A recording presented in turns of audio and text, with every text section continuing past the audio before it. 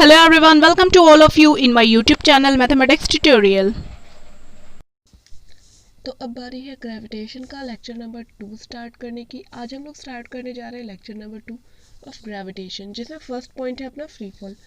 तो देखते हैं सबसे पहले फ्री फॉल क्या होता है। फ्री फॉल वर्ड आपने सुना होगा, चैप्टर नंबर 3 आपने जब पढ़ा होगा motion in a straight line, उसमें बहुत बारी ये टर्म यूज हुआ है। Case of free fall, case of free fall में इनिशियल वेलोसिटी आपकी 0 होती है, मैंने आपको कई बार बता रखा है। ओके, तो फ्री फॉल होता है क्या? The motion of a body under the influence of gravity alone is called free fall. अगर आपकी कोई बॉडी है फ्रीली फॉल हो रही है तब इसको कहते हैं फ्री फॉल। मतलब आपने इसको यहाँ किसी हाइट से, ये सरफेस है, ठीक है, सरफेस से किसी हाइट पे आपने एक बॉडी को ड्रॉप कर दिया, किसी हाइट से आपने ड्रॉप कर दिया इस बॉडी को। अब क्या होगा, ये ग्रेविटी के कारण फ्रीली गिरेगी, आपने इस पर कोई एक्स्ट्रा फोर्स नहीं लगाया, तब इस केस को हम लोग क्या कहते हैं? Free fall. आई गेस ये बात समझ में आई होगी। चलिए आगे बढ़ते हैं। नेक्स्ट है वेट ऑफ अ बॉडी। यार बॉडी का वेट क्या होता है, ये सबको पता है क्या होता है। देखो क्या कह रहे हैं, weight of a body is defined as a gravitational force with which a body is attracted towards the center of the earth। ये आपका अर्थ का सरफेस है, ठीक है, ई लिख रही हूँ, ई stands for earth, surface of the अर्थ आपको दिख रहा है। अगर आपकी कोई बॉडी है, ठीक है, जिस फोर्स के थ्रू अर्थ के सेंटर की तरफ ये बॉडी अट्रैक्ट हो रही है, that is known as its weight. F is equals to M G, ठीक है। इसका मास अगर m है तो g acceleration due to gravity के थ्रू ये नीचे आ रही है ना, तो वही फोर्स, जिस फोर्स के थ्रू ये इसके अर्थ के सेंटर ऑफ अर्थ, मतलब वही अर्थ के सेंटर की तरफ अट्रैक्ट हो रही है, वही फोर्स हमारा कहलाता है बॉडी का वेट। ये दिया है W is equals to M G, weight को W से रिप्रेजेंट करते हैं। आगे बढ़ते हैं। यार अब हम लोगों को देखना, हम लोगों ने स्मॉल जी जान लिया क्या है, what is small G. Small G is acceleration due to gravity, capital G is universal gravitational constant. तो भाई ये भी पता होना चाहिए दोनों में कोई रिलेशन है या नहीं है। है तो क्या है, नहीं है क्यों नहीं है। चलिए भाई स्टार्ट करना है इसको। इसमें क्या है, consider the earth to be sphere of mass m and radius r। Consider कर लिया हमने, ये हमारी अर्थ है, ये जो स्फेरिकल पोर्शन दिखा रही हूँ डायग्राम में, दैट इज अर्थ। और क्या कह रहे हैं, अर्थ का मास कैपिटल M है, रेडियस कैपिटल R है, सेंटर इज कैपिटल O। यहाँ पे आपको दिख रहा है ये एक ऑब्जेक्ट प्लेस्ड है, ठीक है। इस ऑब्जेक्ट का मास स्मॉल m है, वेट है mg जो एक्ट कर रहा है towards the centre of the earth, its weight is mg, ठीक है। तो यार दोनों के बीच फोर्स कितना लगेगा, अर्थ में और इस बॉडी में दोनों के बीच ही फोर्स लगेगा ना।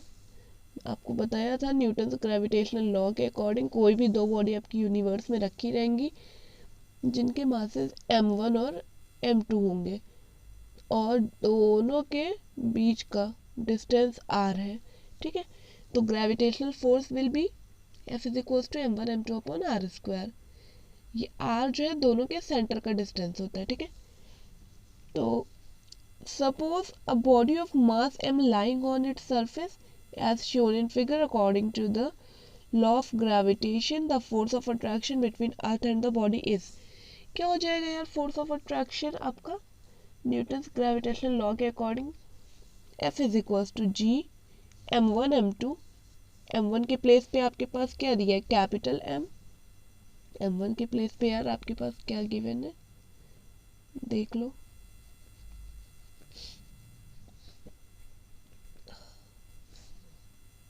m1 के प्लेस पे गिवन है capital M, m1 m2 upon distance कितनी है, अर्थ की जितनी रेडियस होगी, radius is capital R square, ठीक है। तो वही बात लिखी हुई है जी m1 m2 upon R square, ठीक है। This force F produces on an acceleration G in the body of the mass M। इस फोर्स के कारण देखो बॉडी में एक एक्सेलरेशन प्रोड्यूस हो रहा है, ठीक है, बॉडी में एक्सेलरेशन प्रोड्यूस हो रहा है, ठीक है, जी एक्सेलरेशन प्रोड्यूस हो रहा है, ये कह लो। ये देखो, ये एक्सेलरेशन तो जी ग्रेविटी जो लग रही है, ग्रेविटेशनल फोर्स के कारण ही तो लग रही है, इस बात को समझो। अब हम कह रहे, इससे पहले वाली स्लाइड पे आओ, यहाँ मैंने बताया था ये बॉडी पे ग्रेविटी के कारण ये फ्रीली फॉल हो रहा है ना, सॉरी इस वाले पे आते हैं हम लोग, ये फ्रीली फॉल हो रहा है ड्यू टू ग्रेविटी। ग्रेविटी ना, जब ग्रेविटी के कारण बॉडी नीचे गिर रही है, फ्रीली फॉल हो रही है, इस पर कोई और फोर्स नहीं लग रहा, ग्रेविटेशनल फोर्स लग रहा, तो इसका वेट तो basically downward, vertically downward act करेगा ही।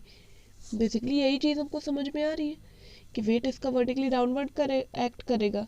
और क्यों करेगा? इस फोर्स एफ के कारण, ठीक है, ग्रेविटेशनल फोर्स के कारण इस पे ग्रेविटी लगेगी, मतलब एक्सेलरेशन ड्यू टू ग्रेविटी इस पे एक्ट करेगा, और इस पे जो फोर्स लगेगा दैट विल बी एम जी।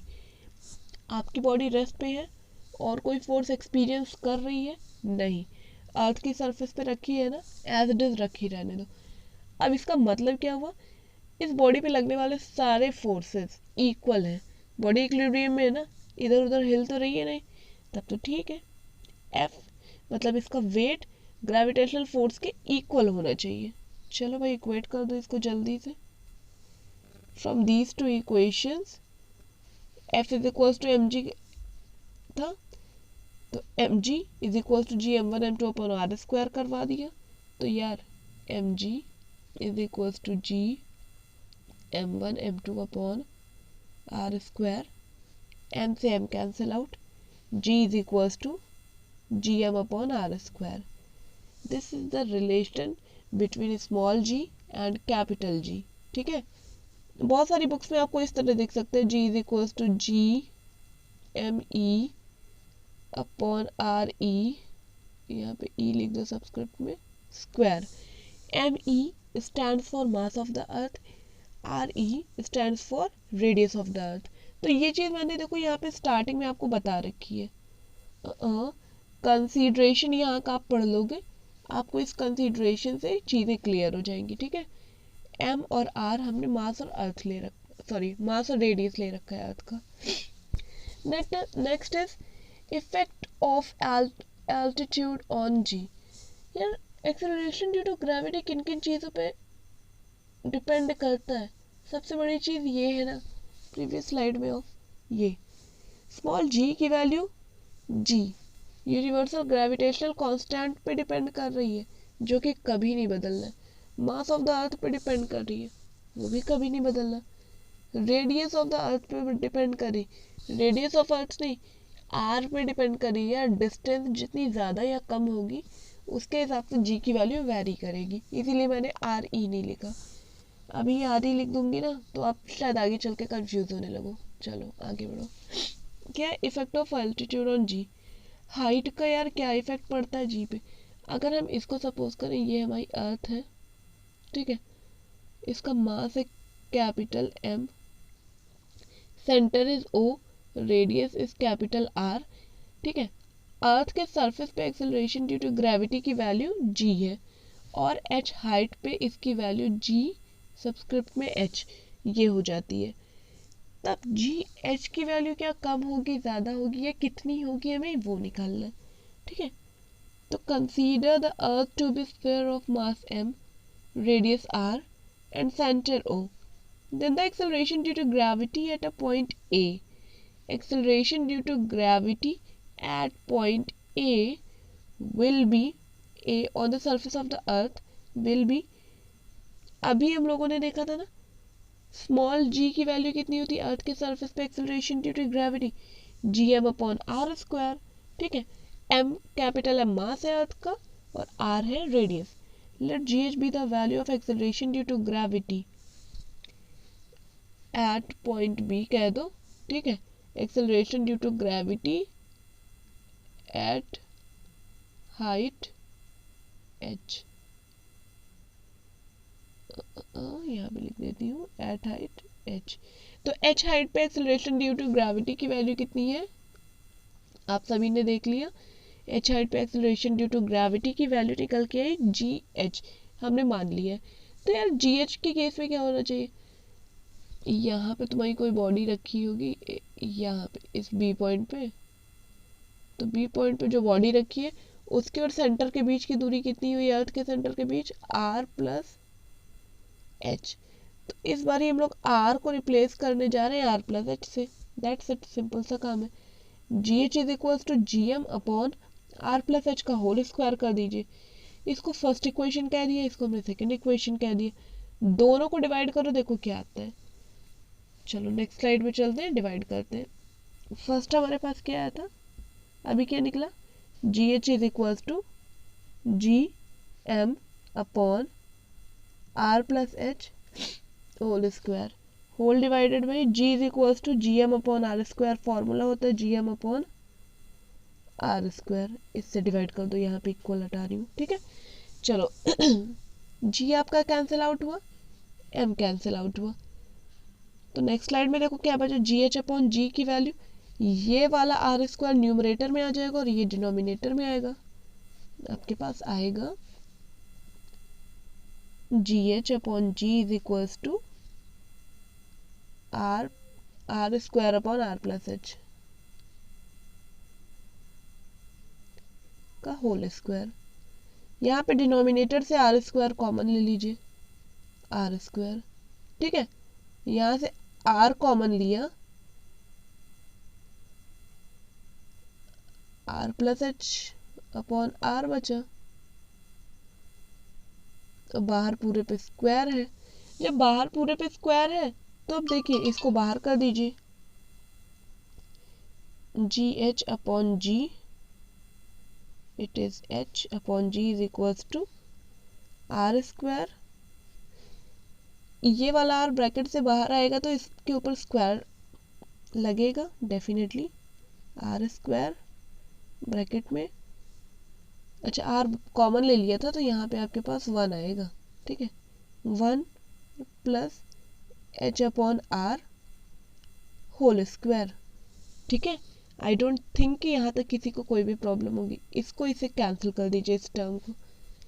अब आगे बढ़ते हैं, क्या आ गया हमारे पास, GH अपॉन G की value 1 upon H plus R whole square. Now we have GH upon G is equals to 1 upon, देखना पड़ेगा यार, 1 upon 1 plus H upon R whole square है। तो इसको इस तरह से मैं लिख सकती हूँ 1 plus H upon R to the power -2।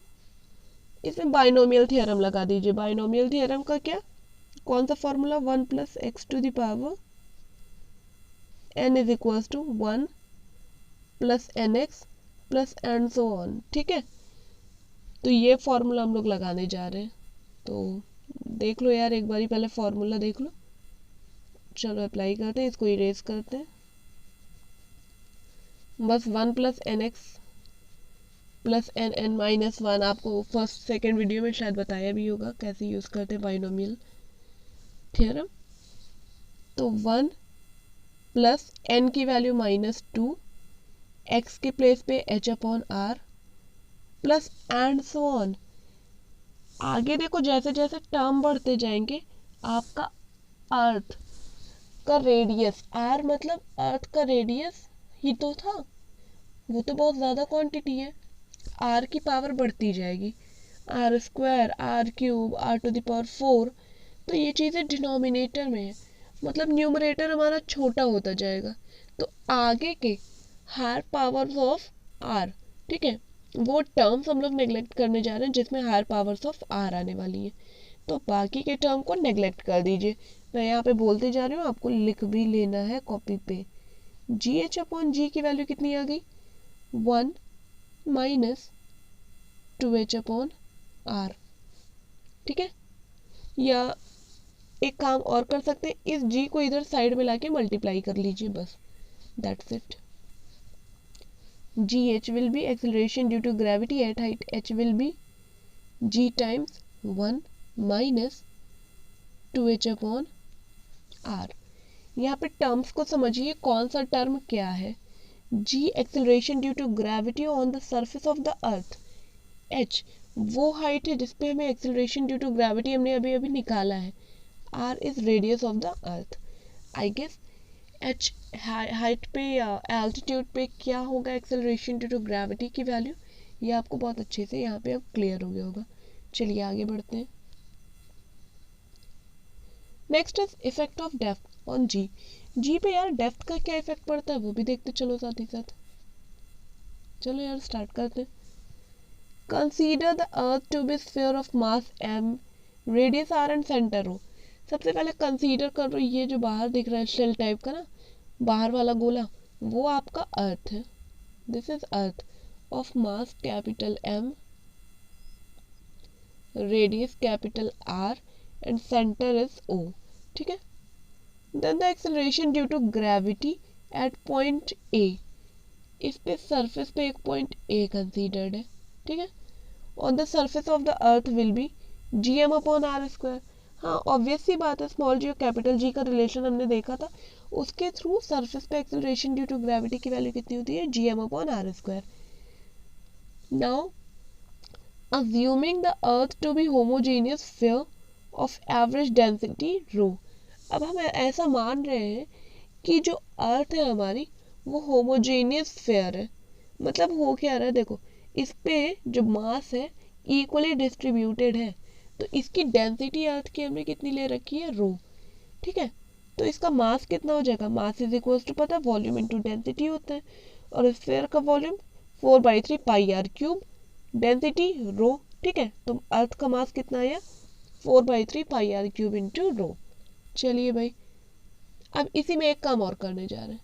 इससे डी डेप्थ पे, स्मॉल डी डेप्थ पे एक स्फेरिकल शेल हमने कंसीडर किया. शेल जैसा कि अर्थ के अंदर एक छोटा सा नहीं, एक काफी बड़ा सा गोला कंसीडर किया है. उस गोले की रेडियस हमारी कितनी है, स्मॉल आर. डायग्राम में आपको दिख भी रहा है. सेंटर ओ रहेगा और ऑब्वियस सी बात है डेंसिटी रो रहेगी. डेंसिटी रो रहने का मतलब होमोजीनियस स्फीयर है अर्थ. पहले ही ये वर्ड मैंने बता दिया है. ठीक है. तो स्फेरिकल शेल के लिए देख लो डी डेप्थ पे मैंने कंसीडर किया ये स्फेरिकल शेल, और इस डी डेप्थ पे अगर मैं बी पॉइंट कहीं कंसीडर कर लूँ, यहीं पे जस्ट मिनट, चलो यहाँ पे कहीं पे पॉइंट बी कंसीडर कर लूँ. यहाँ पे सरफेस पे ए था और ये वाला बी है. ठीक है.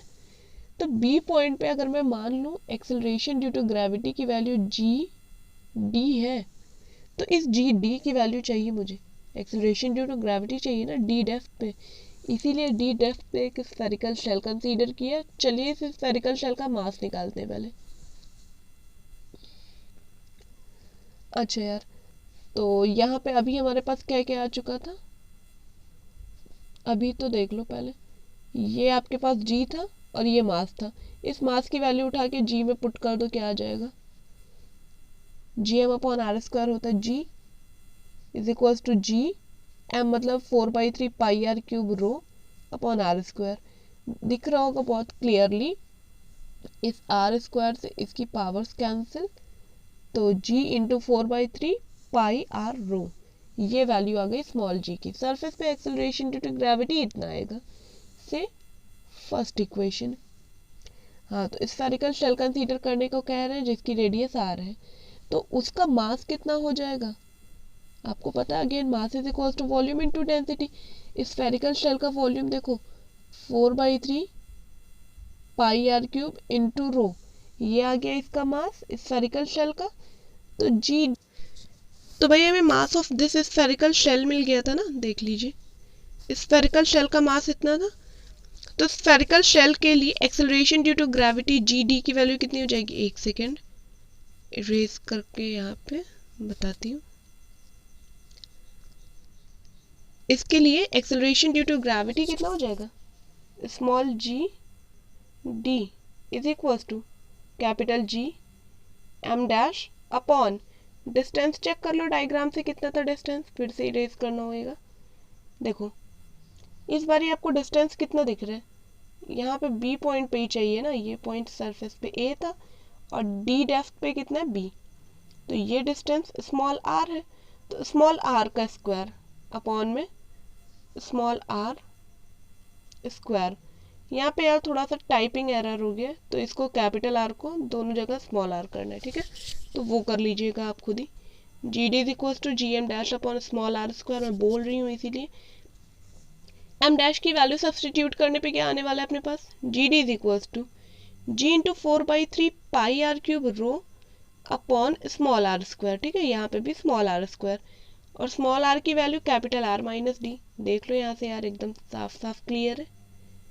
Capital R is radius of the earth, तो कैपिटल आर में से डी डेप्थ को माइनस कर देंगे तो हमें स्फेरिकल शेल का रेडियस स्मॉल आर मिलेगा, डेफिनेटली मिलेगा। चलो यार इसी चीज़ को आगे बढ़ाते हैं हम लोग। तो क्या आ गया, G D is equal to, देख लो फिर से यहाँ पे एक एरर हुई, क्या कर दिया मैंने, डी लिख दिया यहाँ पे, एक सेकेंड, यहाँ पे डी नहीं होगा, बस डी को कट कर लो, दैट्स इट, बाकी चीज़ें करेक्ट है। G into 4/3 pi R cube rho upon, यहाँ पे तो स्मॉल आर था ही, तो जी डी की वैल्यू कितनी आ गई यार, G into 4/3 pi R cube rho upon small R square. तो इस क्वांटिटी से ये पूरा पावर कैंसिल हो गया, तो आ गया G into 4/3 pi R into rho, ठीक है। चलिए आगे लिखते हैं इसको। तो जी डी की वैल्यू कितनी है यार, G D in subscript D is equals to capital G into 4/3 pi small R की value capital R minus D times rho, ये वैल्यू थी, इसमें डिवाइड कर दो जी से, जी की value capital G into 4/3 pi R into rho. देख लो यार जी की वैल्यू अपने पास फ्रॉम फर्स्ट इक्वेशन के थ्रू वैल्यू इतनी ही आई थी, ठीक है, G into 4/3 pi R into rho, तो यही वैल्यू हम लोगों ने पुट कर दी है यहाँ पे। यही इक्वेशन थी, यस। तो यहाँ पे एक मिनट ज़रा सा कलर चेंज कर लेते हैं, देखते हैं क्या क्या चीज़ें कैंसिल हो रही हैं। अब जी कैंसिल हो रहा है, कर दो, 4/3 पाई रो कैंसिल हो गया, तो क्या आया, G D upon G is equal to R minus D upon R. चलिए नेक्स्ट स्लाइड में कंटिन्यू करते हैं इसी चीज़ को। G D upon G is equal to R minus D upon R. Numerator से अगर मैं आर कॉमन ले लूँ तो 1 माइनस डी अपॉन आर बचेगा, होल डिवाइडेड बाई आर। इस आर से आर को कैंसिल कर दो, तो यहाँ से जी डी की वैल्यू कितनी आ जाएगी, G times 1 minus D upon R, ठीक है, ये वैल्यू आ जाएगी आपकी जी डी की। डी डेप्थ पे आने पे एक्सेलरेशन ड्यू टू ग्रेविटी की वैल्यू कितनी हो जाएगी, यहाँ पे भी टर्म्स को समझ लीजिए। G acceleration due to gravity on the surface of the earth, D आपका डेप्थ है, R is radius of the earth, ठीक है। तो आई गेस ये चीज़ें आपको क्लियर हो गई होंगी, और दोनों ही फॉर्मूले से एकदम क्लियर कट आपको दिख रहा है कि जी की वैल्यू में से दोनों ही बार हम कुछ ना कुछ टर्म माइनस कर रहे हैं। तो एच हाइट पे जाओ या डेप्थ पे जाओ, दोनों ही केसेस में क्या हो रहा है, एक्सेलरेशन ड्यू टू ग्रेविटी की वैल्यू घट रही है, ठीक है। तो डोंट फॉरगेट दिस कॉन्सेप्ट। यहाँ पे आपको दिख रहा है ना, देखो ये माइनस साइन दिख रहा है ना लगा हुआ यहाँ पे, ये बीच में, इस माइनस की वजह से जी में से 1 माइनस डी अपॉन आर लिखा है ना ब्रैकेट में, जी टाइम्स, तो जी में से हम कोई क्वांटिटी घटा रहे हैं, तो मतलब क्या हो रहा है, जी की वैल्यू तो घट रही है ना, तो डी डेप्थ पे आने पे घट रही है, उसी तरह हाइट पे आने पे भी देख लो यार, ये आपका है नहीं, देख लो एच हाइट पे जा रहे हो तब भी यहाँ बीच में माइनस साइन आपको दिख रहा है ना, तो जी से मल्टीप्लाई करोगे तो जी माइनस दिस टर्म, जी में से कोई भी टर्म आप लेस कर रहे हो, ठीक है, तो वो टर्म लेस करने के बाद आपकी वैल्यू कितनी आएगी, जी से तो छोटी ही आएगी। तो डेफिनेटली अगर कहीं आपको ऐसा ऑप्शन दिखे तो आप टिक कर सकते हो यार कि एच हाइट या डेप्थ पे जी की वैल्यू कम होगी, ठीक है, सरफेस से। अब ग्रेविटेशनल फील्ड क्या होता है, ये बहुत अच्छा पॉइंट है। तो वो एरिया जहां तक अर्थ का ग्रेविटेशन या ग्रेविटेशनल फोर्स एक्ट करेगा, दैट एरिया, ठीक है, अर्थ के सराउंडेड वो एरिया आपका क्या कहलाएगा, ग्रेविटेशनल फील्ड। तो सपोज कर लो ये जो रेड वाली लाइन दिखा रही हूँ, यहाँ तक कोई भी पार्टिकल अगर आता है अर्थ के सराउंडेड, ठीक है, अर्थ के चारों तरफ कोई भी पार्टिकल इस रेंज में अगर आता है तो अर्थ का ग्रेविटेशनल फोर्स एक्ट करेगा, अदरवाइज नहीं करेगा। तो क्या कह रहे हैं, the space surrounding a material body within which its gravitational force of attraction can be experienced is called gravitational field। ठीक है, तो वो अर्थ की ग्रेविटेशनल फील्ड हो जाएगी। तो सब बॉडी के लिए कोई ना कोई एरिया होगा ना ऐसा, तो हर बॉडी के सराउंडेड में जो भी एरिया है जहां तक उसका उस बॉडी का ग्रेविटेशनल फोर्स एक्ट करता, वो क्या कहलाता है, उस बॉडी का gravitational field. Okay, come to the next one, gravitational field intensity. यार ये ग्रेविटेशनल फील्ड इंटेंसिटी क्या होती है, ये देखो, ये आपका एक सपोज कर लो अर्थ है, ई स्टैंड फॉर अर्थ, या कोई बॉडी भी कंसीडर कर सकते हैं, और यहाँ पे एक बॉडी है ऑफ मास m, ठीक है, इस बॉडी का मास, अर्थ का मास जैसे कैपिटल M होता था, तो अर्थ अगर हम ले रहे हैं तो अर्थ के ग्रेविटेशनल फील्ड में एक पॉइंट है, ठीक है, यूनिट मास कंसीडर कर लो, इसने जो भी फोर्स एक्सपीरियंस किया ना, जो भी ग्रेविटेशनल फोर्स एक्सपीरियंस किया, वही हमारी कहलाती है ग्रेविटेशनल फील्ड इंटेंसिटी। तो यहाँ पे आपको बाकायदा डेफिनेशन दे रखी है, the gravitational field intensity of at any point in the gravitational field due to a given mass is defined as the force experienced by a unit mass placed at that point, provided the presence of unit mass does not disturb the original gravitational field। देखो, the gravitational field intensity of the body at any point, ठीक है, तो of the body कर लीजिएगा, किसी body का जो है ग्रेविटेशनल फील्ड इंटेंसिटी क्या है, उस बॉडी के ग्रेविटेशनल फील्ड में रखे किसी भी यूनिट मास पे या यूनिट मास के थ्रू एक्सपीरियंस्ड ग्रेविटेशनल फोर्स ही है। ठीक है, तो इसका फॉर्मूला क्या होता है, इंटेंसिटी को सबसे पहली बार डिनोट करते हैं कैपिटल ई से, ये वेक्टर क्वांटिटी है, फॉर्मूला F/m। थोड़ा सा क्लियर कर दूं अगर मैं डायग्राम के थ्रू, एक सेकेंड, अब आपको सारी चीज़ें क्लियर हो जाएंगी, जो भी कंफ्यूजन आपको आ रहे होंगे ना। ये तुम्हारा अर्थ है of mass capital M, gravitational field में एक unit mass small m is equal to 1 unit, unit mass आपका प्लेस्ड है। ठीक है, तो इन दोनों के बीच का डिस्टेंस कुछ होगा, जो भी डिस्टेंस हो r डिस्टेंस होगा।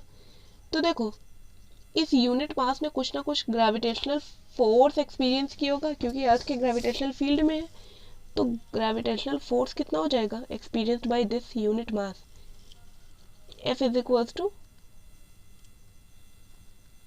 जी m small m upon distance r है ना, तो r स्क्वायर। तो ये F फोर्स एक्सपीरियंस किया। अब देखो यहाँ पे फॉर्मूला क्या कह रहा है, F अपॉन m, F में से इसी m को अगर मैं डिवाइड कर दूं तो क्या आ जाएगा, E की वैल्यू कितनी होती है यार, F अपॉन m होता है ना, तो ये m कैंसिल हो जाएगा, जी m upon small m r square, simple. तो ये आपका आ जाएगा ग्रेविटेशनल फील्ड इंटेंसिटी।